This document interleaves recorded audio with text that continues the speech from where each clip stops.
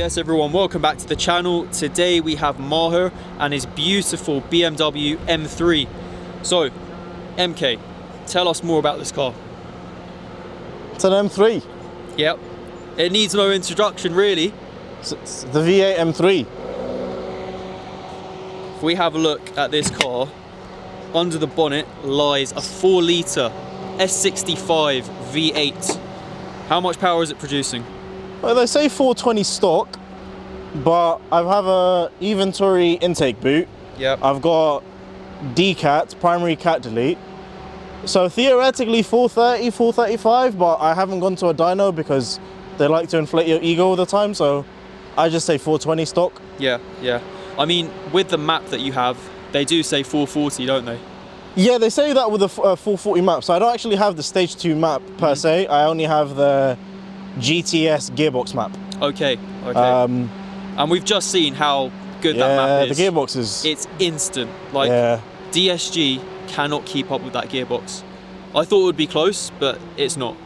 It's ridiculous.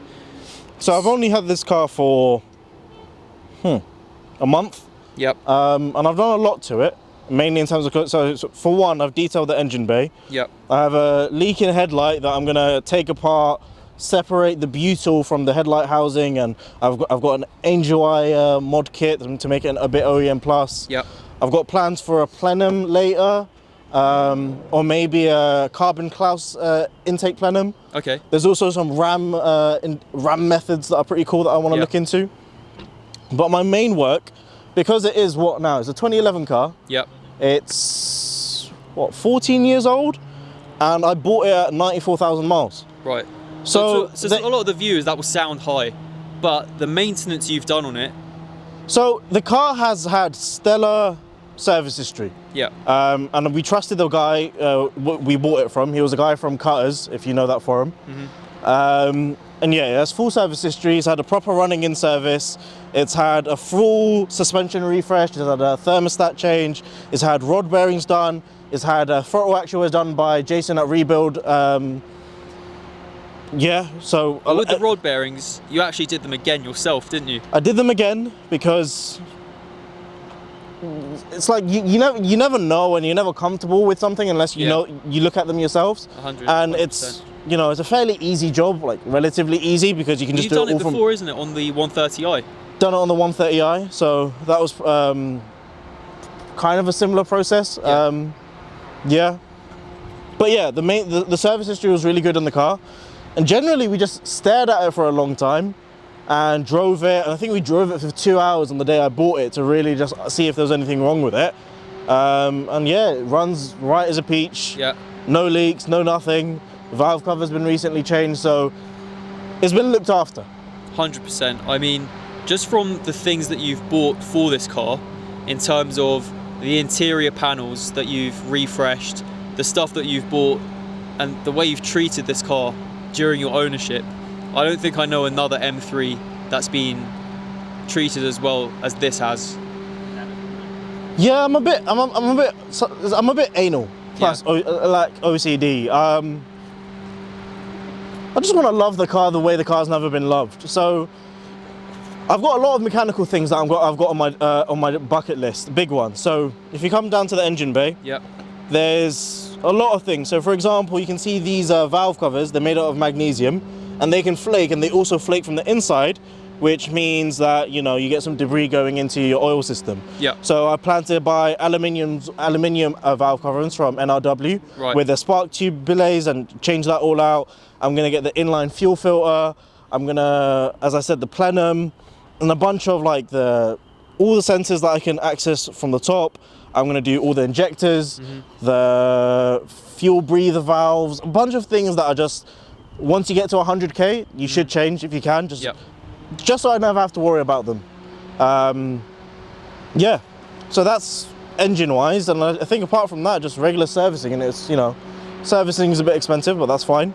What type of oil do these take? It's like 1060? They take supercar oil. Yeah. So same oil as a fucking Bugattis and Ferraris, it's 10W60. Yeah. So BMW, when they made this fucking engine, they put 5W30 in it, and they were like, this shit sounds like gear-wrenchingly deafening loud. So they prescribed 10W60, which is super thick, but how many other people can say they have Bugatti oil in their car? I told you this just before you bought the car. I was like, the M3, it has a supercar engine. Like, don't be fooled. It's not a normal engine. You have to treat it like a supercar engine as well. Yeah. And yeah, with the maintenance and the oil, obviously everyone knows about these cars, the rod bearing issues. You know, it is a slightly older car now, but I think it's because people didn't treat them correctly. It's less to do with BMW engineering and more to do with people thinking about this car in the wrong way. Every car has its pitfalls. It's thick oil, so it takes. I drive my dad's C180, and it takes 3 minutes to warm up on a warm day like today. This car, 20-25 minutes to get to full 100 degrees. So yeah, you mistreat it earlier than that. You need that viscosity to come down in order for everything to get circulating properly. Engine is gonna milk me in terms of money, but I mean, yeah, you need to be. This isn't a Golf R or an S3. Basically, that's the main message that I'm trying to get over to the viewers. You can't treat it like your average hot hatch, but then it's so much more rewarding.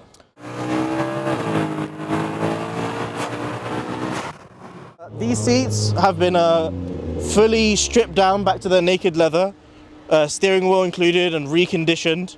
So it involves stripping it down, cleaning it, dyeing it 5 times, sanding it, fillering it, putting matte lacquer on top. It was probably about a 20-hour job. Yeah, I'm not surprised. Just in terms of labor.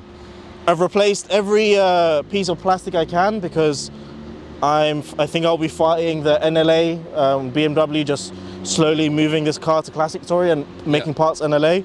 Luckily, what's NLA? No longer available. Okay. So generally, as the car gets older, so an E46 is quite common for some certain parts, like these trims. Why don't we hop in the cabin and I'll show you everything else I've done. Cool.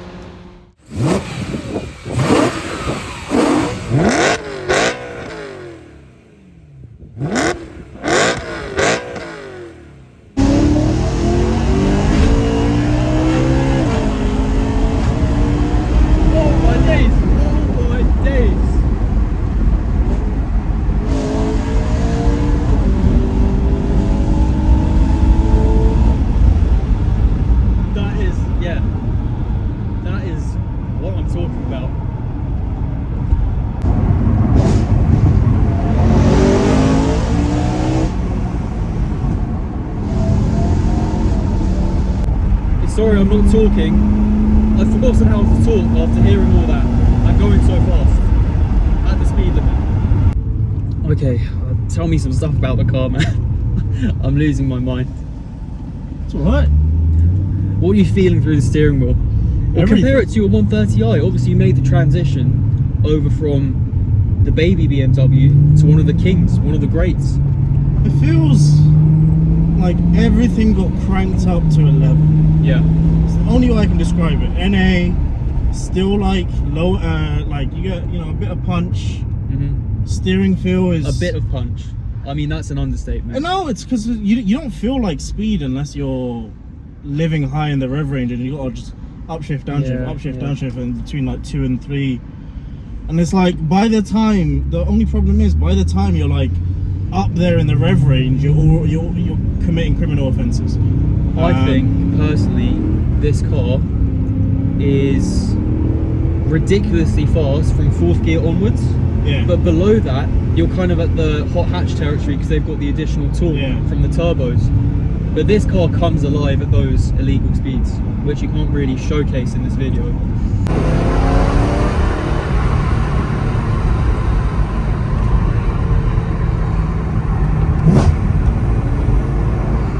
Downshift's making so... Yeah, I had a quick little drive of this car, and the steering is spectacular.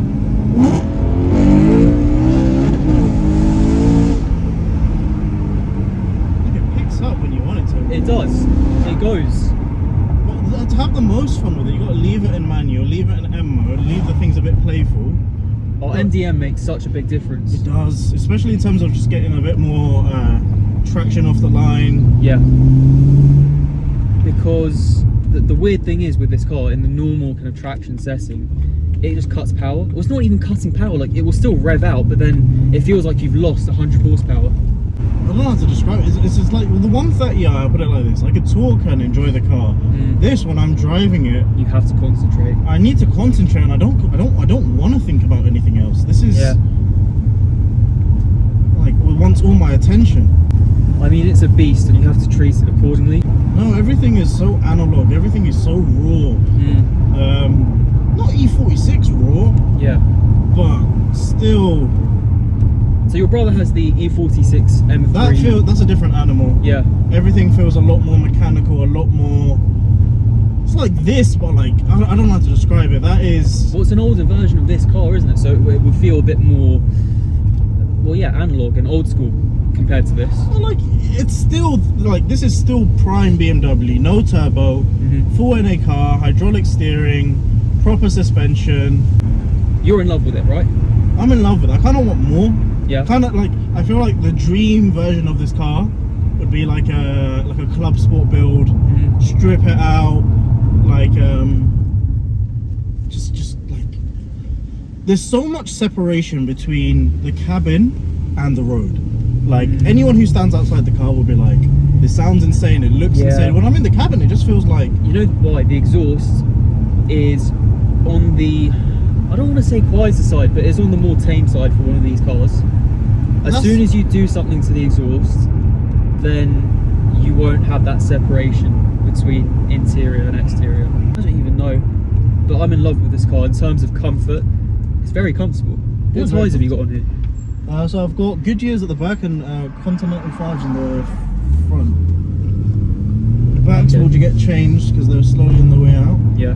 But even here, so I'll put M mode. It's on 4th gear, 3rd gear, 2nd gear, 1st gear. Put that.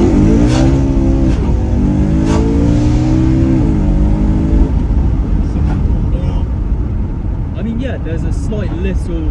It feels very controllable when it's slightly just. It's not even kicking out. It's gently pushing. Yeah, it's like it's like wiggling. Yeah, but it feels incredibly controllable. Yeah, it's like a stable, parted car, but when it goes mad, it goes mad. Yeah, 100%. I think to exploit this car, you'd benefit from a track day. A track day, the main thing is the sound, because no BMW, no, I don't think there's a car after this that sounds as good. From BMW? Yeah, there was the E60 M3, which sounds incredible. Yeah. You had a bunch of V8s before that, but is this the last V8? No, they've got the V8 turbos. They've got the twin turbos, which they don't sound as good as a natural as this. I'd say they're probably louder, but the sound it makes, like that, it's kind of a sonorous, almost musical sound that this car makes compared to the new stuff. Like the F chassis M3 and even the B58s, they're all just so noisy in terms of the volume that you're hearing. It's not a refined sound. Like this car has overrun if I let it. Yeah. But the overrun is like natural overrun. It's not like someone put a pop and bang tune. So the funny thing about this car is I wanted a manual because I had a manual car before, and the manual car was I loved it. So much more engaging.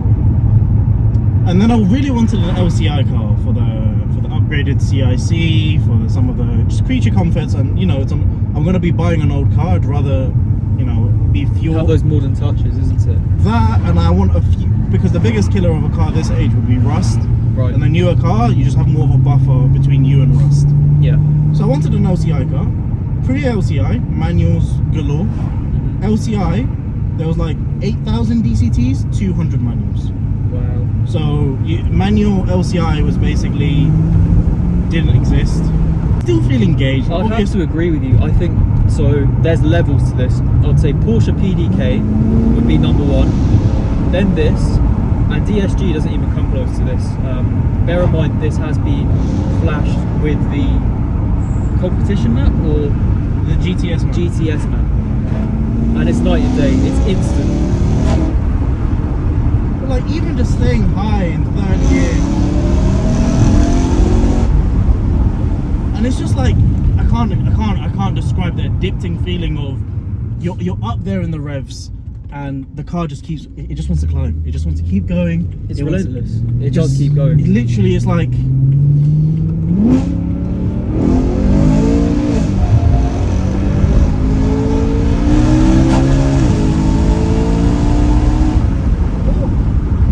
Boy.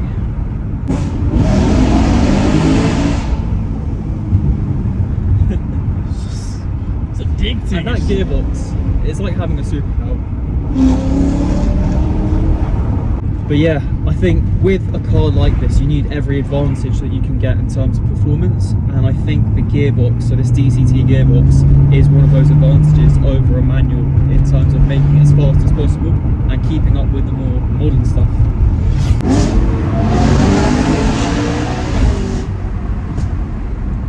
Heard that little crackle. Yeah. I'm in third right now, 4.5, 5, chilling. I want a bit more speed, downshift.